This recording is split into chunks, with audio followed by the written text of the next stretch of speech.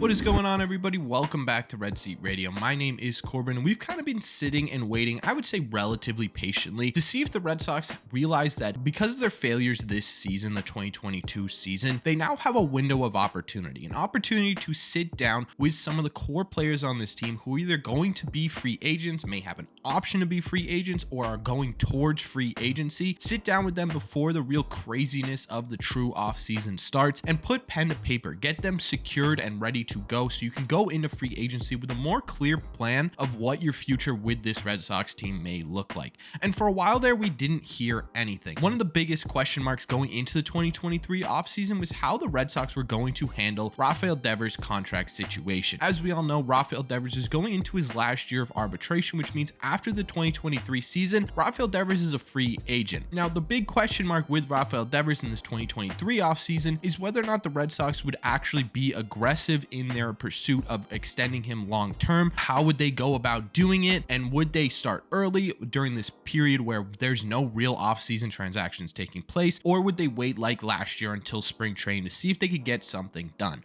Well, we have our first news on the Rafael Devers front, and that is what we are talking about today. We are talking about how this news affects the Red Sox and their contract negotiations, and we're going to be talking about how this affects personally Rafael Devers and how it affects his relationship with the Boston Red Sox. But before we get into that, do me a favor, make sure you guys have hit that subscribe button if you haven't already. If you're new here, we talk Red Sox content almost every single day. Also, make sure you guys have hit the like button on this video as well. Helps these videos out a ton, and it would mean a lot to me.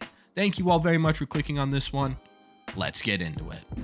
It's honestly been a pretty wild past couple of days when it comes to Red Sox and Rafael Devers rumors, and that's pretty typical when it comes to bigger stars, mostly because guys want to get their takes out. They want to get them out and be the first one out. They want to get them out and be the correct one out. So it tends to lead to a lot of conflicting reports, but there are a couple of people that I trust personally more than other people when it comes to contract negotiations, specifically for people from the Dominican Republic. The person that I usually put my trust in when it comes to negotiations from the DR is Yansan Pujols, and especially in this case because he's so close with Rafael Devers. He's come up to Boston to do special interviews with Rafael Devers where Rafi just drives him around and they talk in the car. They've gone on Instagram lives together and they seem to have a pretty good personal relationship, which leads me to believe that he may be one of the more trustworthy sources when it comes to contract negotiations for Rafi. Now, Yansan tweeted this, and this was the first tweet he talked about for the Red Sox and Rafael Devers contract extensions. In this tweet, it stated the Red Sox are moving to get a deal for Devers long term. They sent a senior executive down to start conversations with our superstar.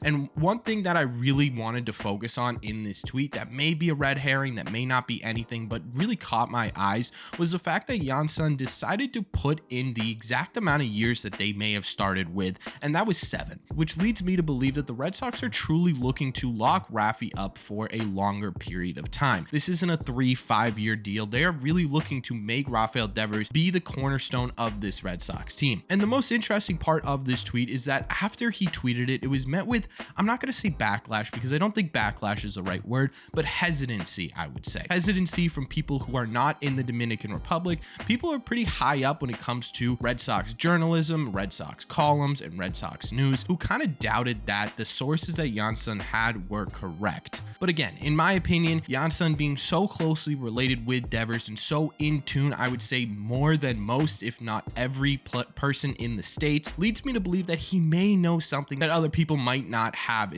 when it comes to sources down there. And then Yansan decided to follow up his first tweet doubling down with another tweet, with a tweet that stated that the Red Sox have begun negotiations with Rafi. And in my opinion, the most important sentence of this tweet is the sentence that says a substantially improved offer was made versus the previous season. In my opinion, that is fantastic news. Now, obviously, we probably won't know ever what the extent of their initial offer was. Was it 7 years? Was it shorter? Was it really bigger than it was when it came to spring training? But the word substantially being in that sentence right there leads me to believe that the Red Sox are starting to up the ante a little bit. They're trying to go there and be aggressive and start to lock down their cornerstone third baseman. So this is a lot of information coming at you guys. There were a lot of different tweets, there were conflicting reports, it was all over the place. So what does this all mean?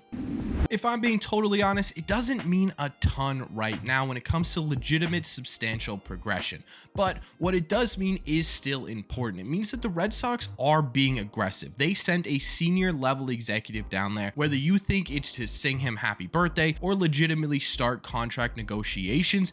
Either way, it means that the Red Sox are being proactive in at least checking in with our superstar, Rafael Devers. At the best case scenario, they are starting contract negotiations with who many consider, including myself, the cornerstone of this Red Sox team, the guy this team needs to build around in Rafael Devers. And they're doing it much earlier than they did last year, where they started their contract negotiations at the end of spring training. So if you compare the two different approaches, this is definitely a step in the right direction. Now, does this mean that is all but guaranteed that Rafael Devers will be signed by the beginning of the season? Absolutely not. There is still a ton of work to do, and things can go better or worse as the days progress. Would I be expecting a contract to be ironed out and set in stone by the end of this week? Probably not. Maybe in the next couple of weeks we start to hear more and it starts to get more solidified as we go on. My hope is that the Red Sox genuinely are down there trying to put together a contract for Rafi that he's okay with, that the team's okay with, and that they can get done with before spring training starts. Because in my opinion, this is one of the biggest and most important moves that you are going to make this offseason. Yes, improving the team is definitely something that needs to be looked at,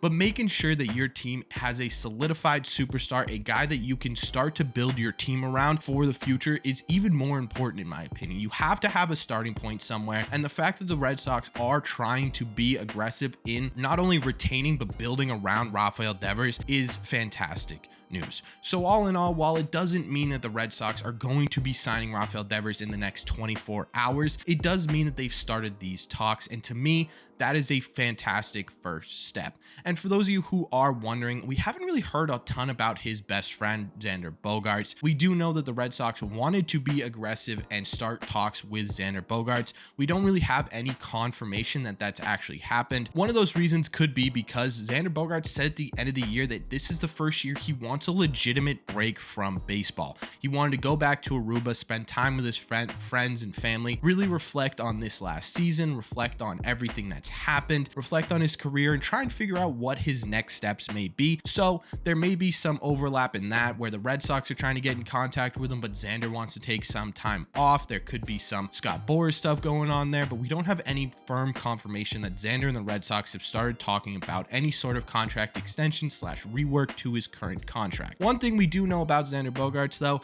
is that he's still hitting bombs. Even if it's just in slow pitch softball, Xander Bogaerts is still absolutely tanking balls, and that's always fun to see. And that's really all I have right now. I'm gonna try my best to keep you guys as updated as possible on any contract situations with the Red Sox this offseason. I'm gonna try my best to keep you guys in the loop with everything that's going on, whether that's with Rafi and Xander, or whether that's with guys like Rich Hill, Nate Eovaldi, Michael Wacha, any of those guys as well. So I'm gonna try and make this a source for you guys to go to hear just sort of a wrap up of everything that's going on with the Red Sox this off season. Either way, let me know down below, what do you make of all this? This was a ton of different information thrown your way. Are you excited about the fact that the Red Sox are being aggressive with Rafi? Do you think they should have waited and made other moves first? What are your thoughts on everything that has come out so far with these contract negotiations with Rafael Devers? Is it good? Is it bad? Let me know down below. As always, if you made it to the end of this video, do me a favor, make sure you guys have hit that subscribe button if you haven't already. Like I said at the beginning, we talk Red Sox content almost every single day. And on top of that, you made it to the end of this video, you might as well hit that sub button. You also might as well hit that like button as well. It helps these videos out a ton and would mean a lot to me. Thank you all very much for clicking on this one, and I will see you in the red seat.